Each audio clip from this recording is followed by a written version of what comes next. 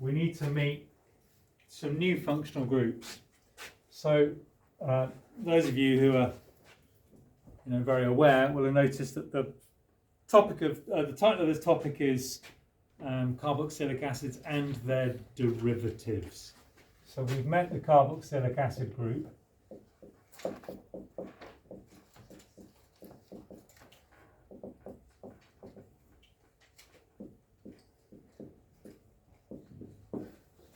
Well, what happens if we swap that OH for a Cl?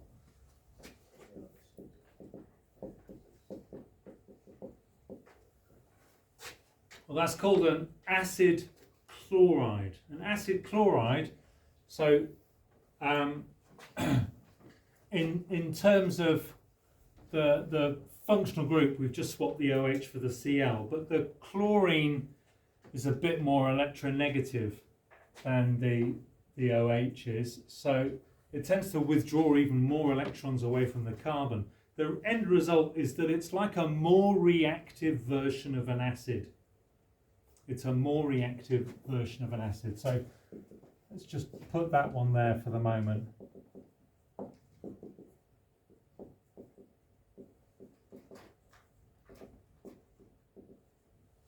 In terms of naming it, if I have, let's do this over here.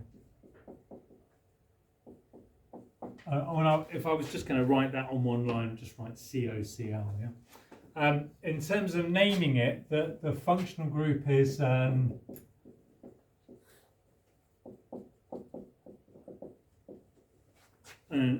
oil, but OYL, so it's ethanoyl chloride. I mean, strictly speaking, it could be any halide. We could have an ethanoyl bromide as well. That would be COBr.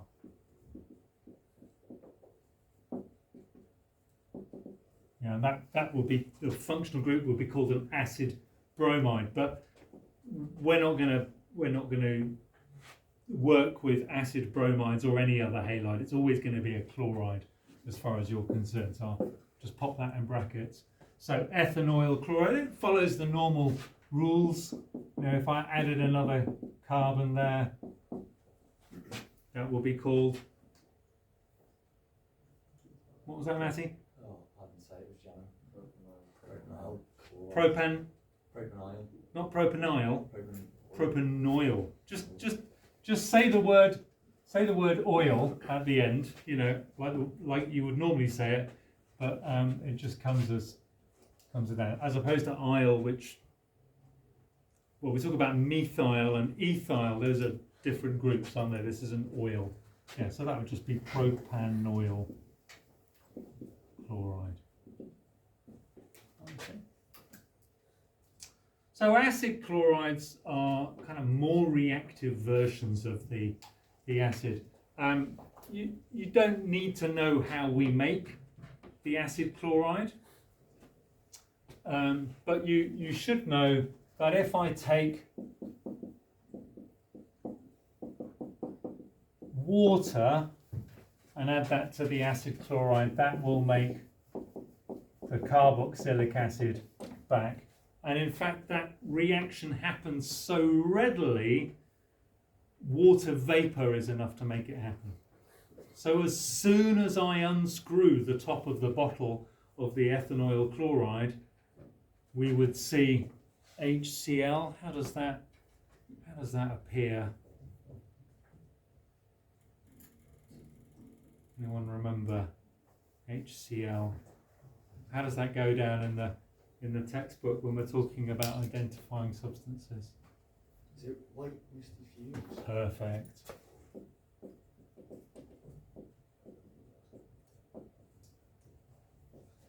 Okay, white misty fumes of HCl. So that is such a clear response to moisture, water, then that becomes our chemical test.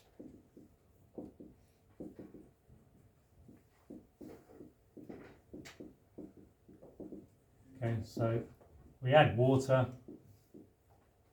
As I said, you don't really need much water. a damp day in January, we'll do it. But if we add water, we'll get white misty fumes of HCl.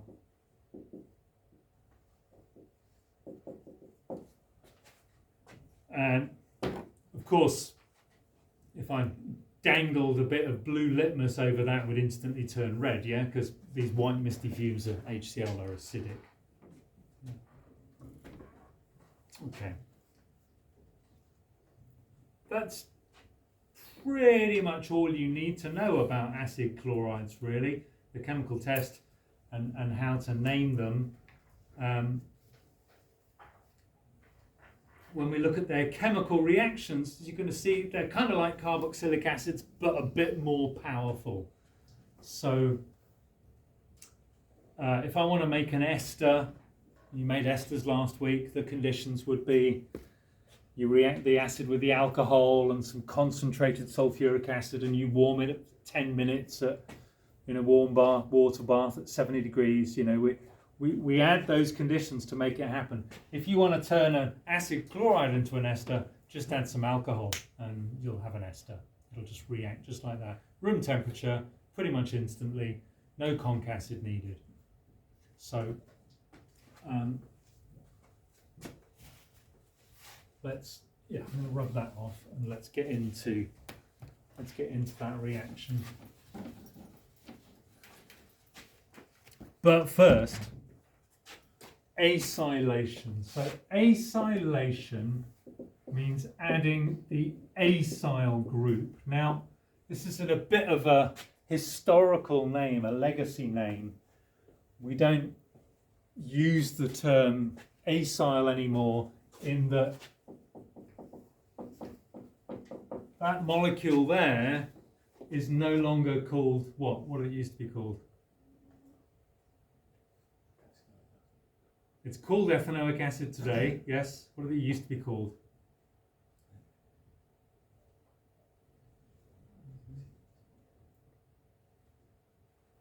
The fact you don't know this is actually quite helpful because it means you're never going to get it wrong in the exam. You're always going to call it ethanoic acid. Acetic acid? Is that something you've come across? Yeah. Okay. So that was the old name. So the acyl group is the part of that molecule that made it named acetic acid. If you look at a bottle of vinegar, it might say it's 5% acetic acid because names tend to be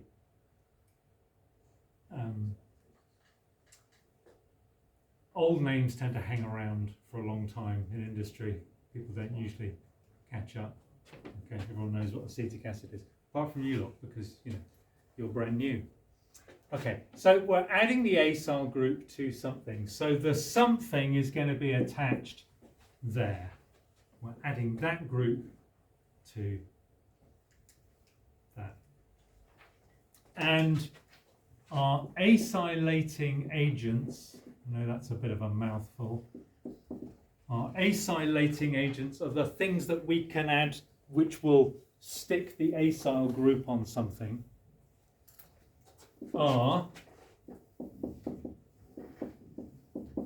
ethanoic acid, yeah, we know that one, acetic acid, but we'll call it ethanoic acid, yeah. Our ethanoyl chloride, great, just met that. You can see they both contain this CH3CO group, and, hold your hands,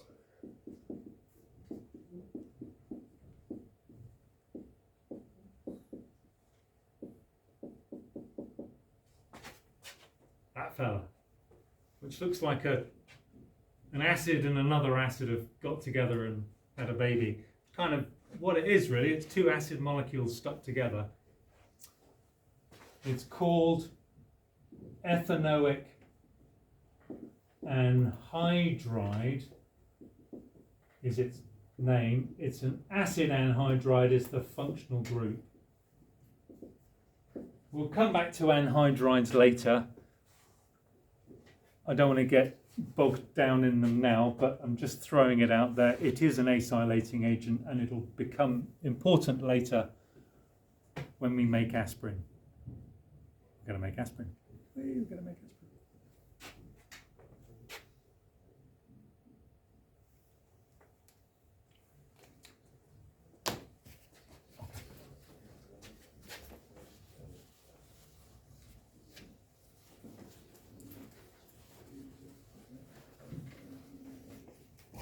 Okay, let's use a bit of colour, just to make this really clear. Red, blue. Okay, so let's draw it out a bit.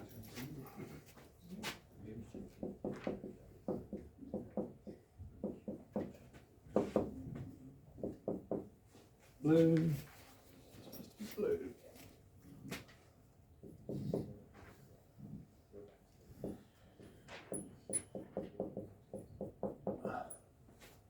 There we go. Should be a familiar kind of reaction, just with slightly different chemicals. I take my acid chloride and my alcohol and I react them together. We still get a condensation reaction. We still lose a small molecule, but in this case, the small molecule is going to be HCl. So that's going to make our ester. There it is. There's our ethyl ethanoate,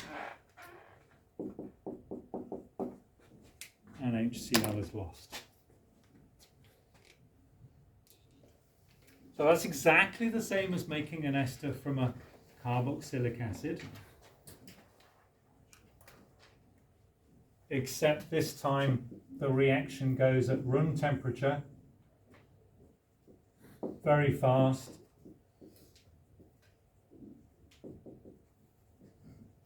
No catalyst needed. In fact, it's quite an exothermic reaction. It really wants to be that ester. And the HCl is usually lost as white misty fumes.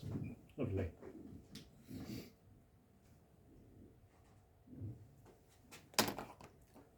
So it's very similar to the ester reactions we saw with carboxylic acid, but now we can see we've added the acyl group to the ethanol. You think of it in those terms. So it's not just an ester reaction, we're adding acyl.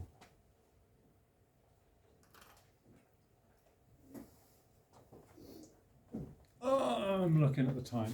I think we should leave the mechanism to next time. No, we've got 3 minutes. Come on, you can do a mechanism in 3 minutes. What? We've got a double!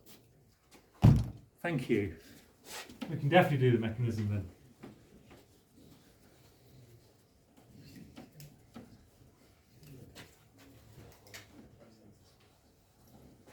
Oh dear.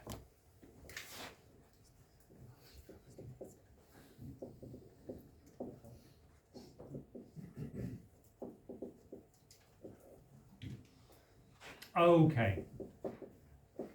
Let's stick with my colour scheme.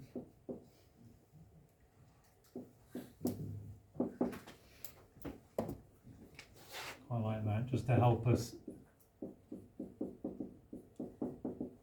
see what's going on. So we're adding the acid chloride to the alcohol.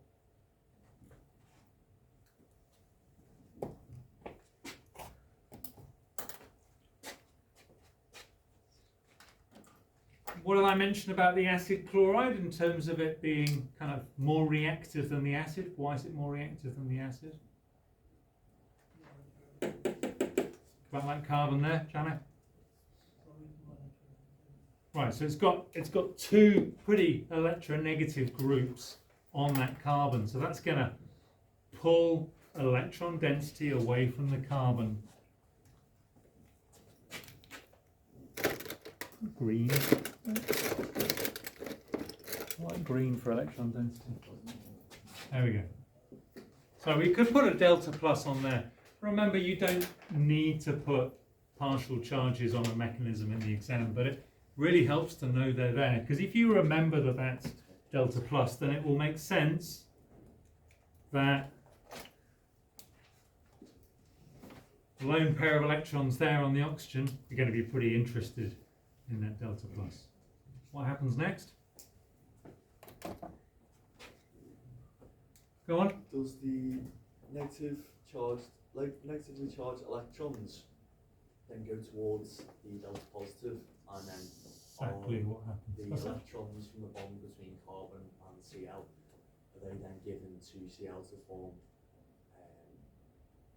Cl minus? Okay. Hold your horses. We will get there, but that's not what happens next. What happens next will amaze you, as the internet would say. I'm actually going to put the electrons from that carbon-oxygen double bond, or one of the bonds, onto that oxygen. Okay. What kind of reaction is that? What kind of mechanism? You know, if we're bringing in a lone pair of electrons and we're breaking a double bond, what kind of mechanism is that? It's not electrophilic, but it's addition. So the thing that starts the process is something with a lone pair, so that would make it a nucleophile, wouldn't it? Yeah. Positive loving, yeah, nucleophile. But because I've brought something in, added something, and broken a carbon double bond, that counts as an addition reaction. Just going to park that word there. Tom, you missed period 1. Now that's on camera.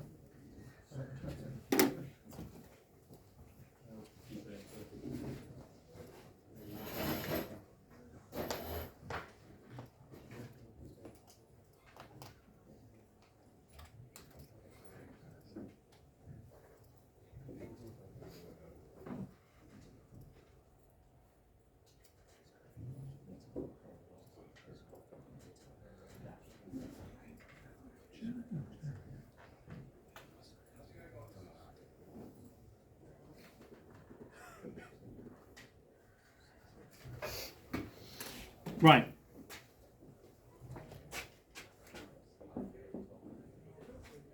What's that going to look like now? Well, CH3 hasn't changed. Let's start there. Still got a carbon there. Carbon's now attached to a... Sorry, carbon's still attached to a chlorine. That hasn't changed. What else would I add here? 2 oxygens. So it'd be like one at the top, and then the other one with the bring in the rest of the molecule. Oh yeah, which is actually blue, isn't it? Hang on.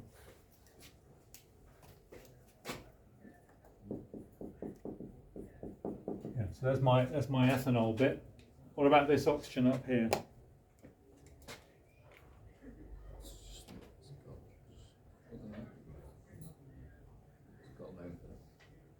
Hey? It's got a lone pair. Yeah, more important. The charge. No, the charge. What is the charge? No. It's just gained Okay, an electron. So it's going to have a negative charge. Yeah? Yeah? Okay. What have I missed on this structure here? The hydrogen. Okay. Yeah, the hydrogen hasn't done anything. It's still there. So, what about this oxygen here then?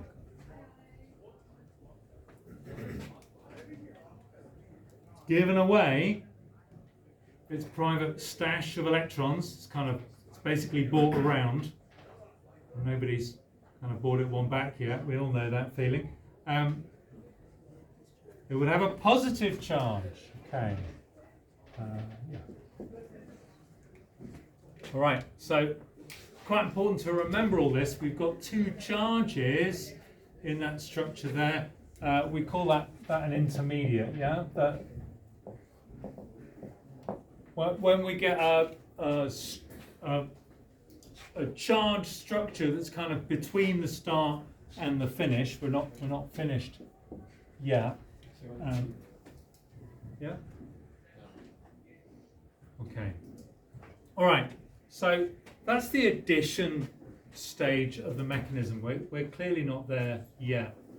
The next thing that happens is, well, somebody mentioned that lone pair of electrons on that oxygen, they're actually going to come back. We're going to reform that double bond. And in doing so, we're going to kick out the chlorine, which is what Matty said would happen, but it doesn't happen in the first step, it happens in the second step.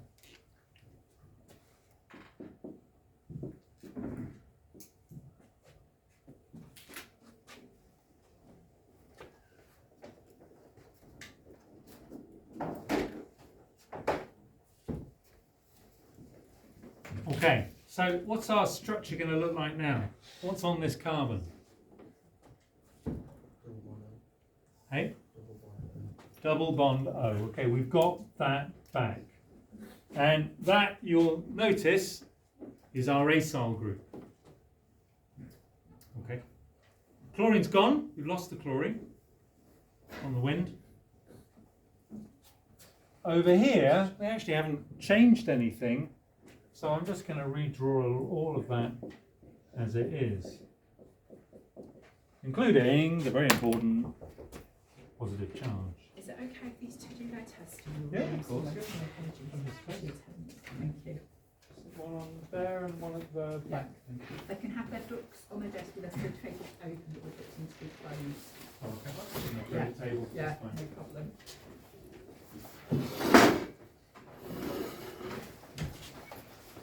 Go, credit table.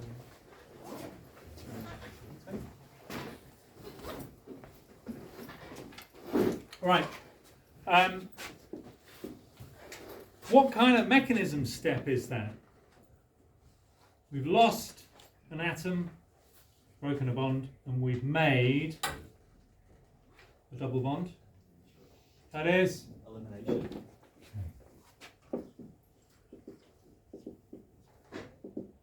So we've got an addition step and we've got an elimination step. We're still not done yet. We've got one more step.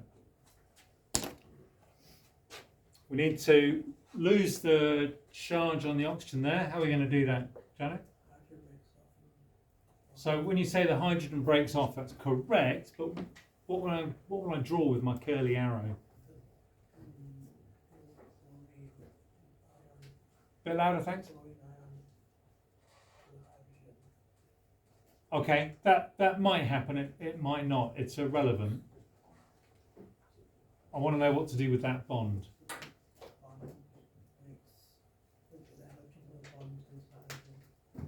That is not correct. I think the oxygen's positive, yeah? The oxygen's positive because it's missing electrons. Remember, it bought around last Thursday and it's still waiting for someone to buy it back. So it needs electrons. It's electron short. So they have to go, it's quite hard to sort of draw this, but the electrons from the OH bond go to the oxygen.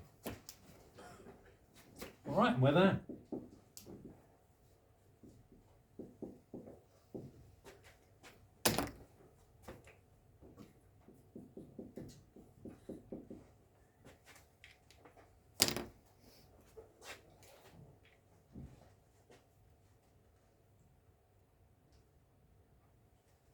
So,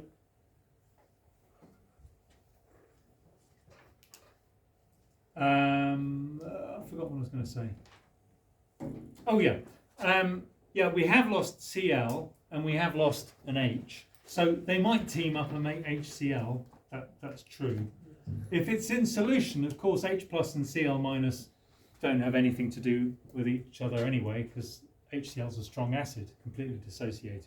So we don't need to kind of show the Cl minus picking off the HCl. That's definitely not what happens. If there's no water present, then yeah, the HCl might be lost as misty fumes. So I'll put it in, but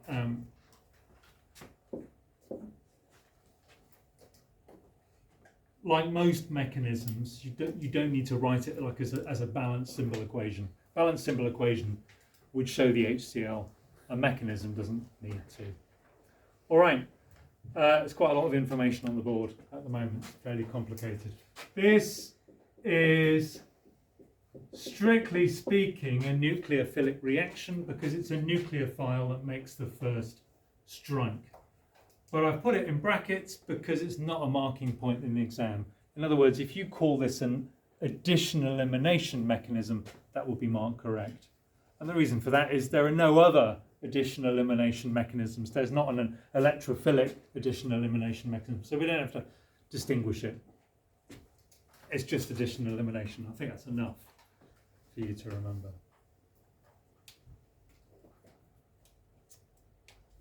Okay. You okay with that? Right, just hold off copying stuff down and just work with me for a moment. What happens if I change my ethanol for water? If I get rid of that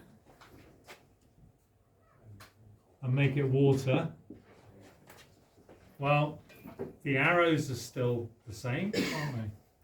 So I can leave all the arrows. When we get it here, that ethyl group again just be a hydrogen, but that would still be true there. We lose that, and then there we go. It's just going to be the ethanoic acid, isn't it? But we can see it all in terms of adding this all important acyl group, in this case just to water. You might think the water's kind of doing the adding, but we're thinking of it as the acyl group doing the adding. Okay. Well, water's a fairly familiar molecule. So is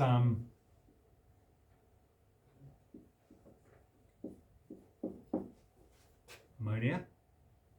Could you just sketch out the rest of the mechanism using ammonia as a reactant, and give me a structure for what is produced, please. So that's all kind of wrong now, but if you could change it for ammonia.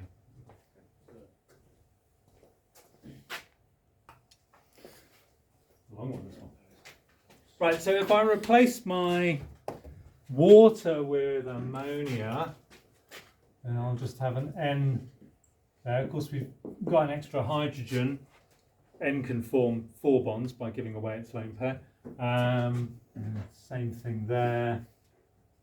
But we'd have an extra hydrogen there, but now we've lost that extra hydrogen, so now we have NH2, which gives us a new functional group. Does anyone know what that functional group is? Amide. It is called ethan. Ethan amide. But just ethan to his friends. It's an amide. Okay, so we have a new functional group, and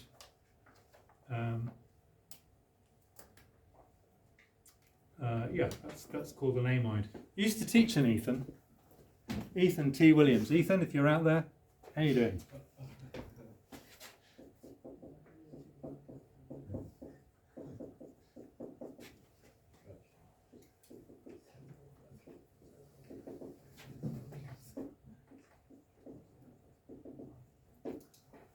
Okay, so we've got a new functional group called amides. To name an amide, we just have ethan or propan or butan followed by the word amide. So that's kind of the simplest kind of naming, isn't it? Not to be confused with an amine. What's an amine?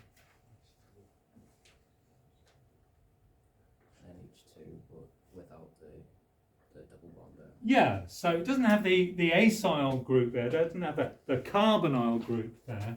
So an amine might be say just CH3, CH2, NH2. How would we name that? I know we haven't done amines yet, but it's not too difficult to name. It's ethylamine. Lovely. Okay. Here's an idea. What if I took my ethylamine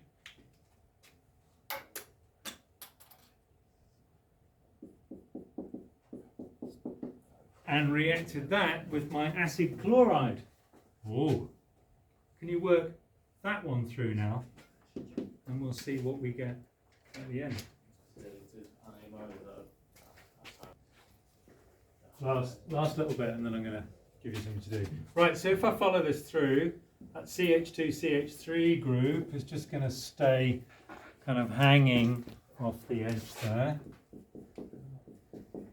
It's a bit like ethanol, isn't it? In the first mechanism we did, I had ethanol here, which was just O CH2CH3, but with an H hanging off it. Now we've just got an extra H, and we've swapped our O for an N, but it's a very similar type of mechanism. CH2, CH3 there, and that means that our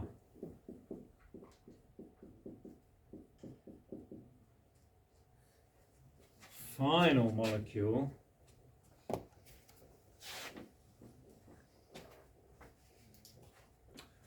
looks like that. What's that?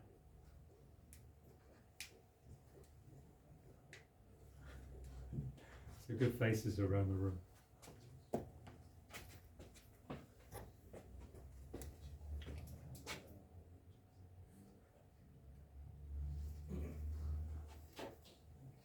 Any ideas?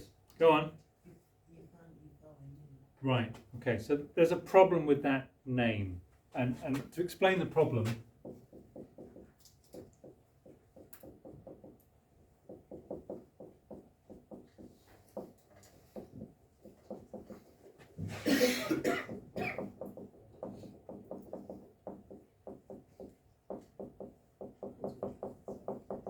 think about those two structures there.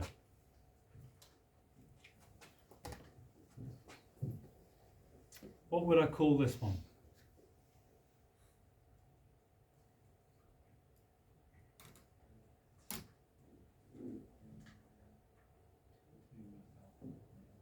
Say it louder. 2-methyl propanamide. Lovely. Where's the 2 come from?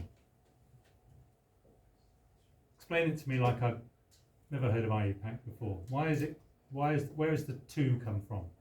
Well, since the amide group is attached to the first carbon. Right, so the amide group is automatically carbon 1. That means the one, it's the next carbon attached to carbon 2. Which means the next one is carbon 2. We all okay with that? What's the methyl group attached to here? Here it was attached to carbon 2, so we called it 2-methyl propanamide. What's the methyl group attached to in this structure? What's it attached to? It's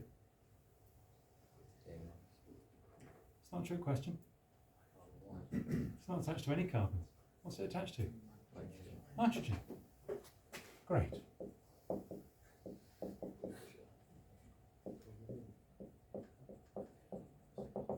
Because it's attached to a nitrogen, it's an N-methyl, capital N, symbol nitrogen. N-methyl, because the methyl's attached to carbon N. What's this one called?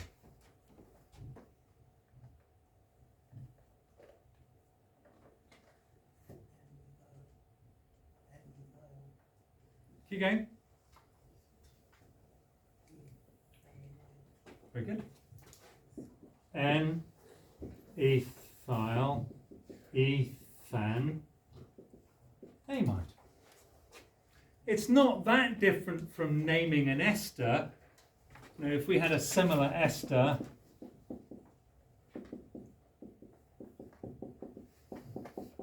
we would say ethyl for that group there, and then ethanoate, wouldn't we?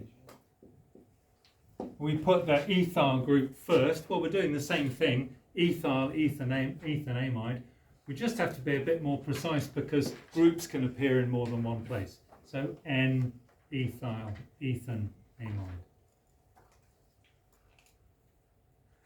Matty, you look like you're actually in physical pain. I don't really understand that, to be honest. When we name this, we put a 2 in front of the methyl group because the methyl group is on carbon 2. Yeah. In this molecule here, the methyl group is attached to a nitrogen.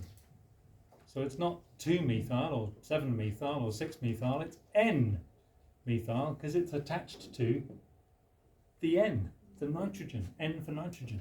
You'll have like a really long chain following that. You can have whatever you want, yeah, of course.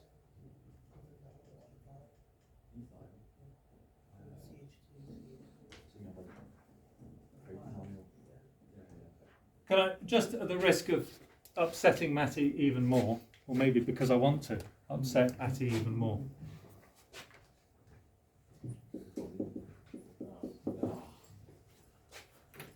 Can I put another ethyl group on there? Yeah. That I'm now using. I'm now using that molecule as my starting material. What would that be called? Diethylamine. Lovely. So I've used diethylamine. So let's follow it through. We have an ethyl group there as well. We have an ethyl group there as well. That's fine. We've still got a nitrogen to lose. But now we would have an ethyl group there as well. What's that called?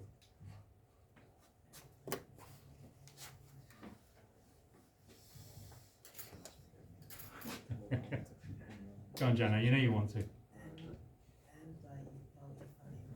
If I have 2 methyl groups there, how would I name that? 2,2, yeah? Dimethyl. How do I name that?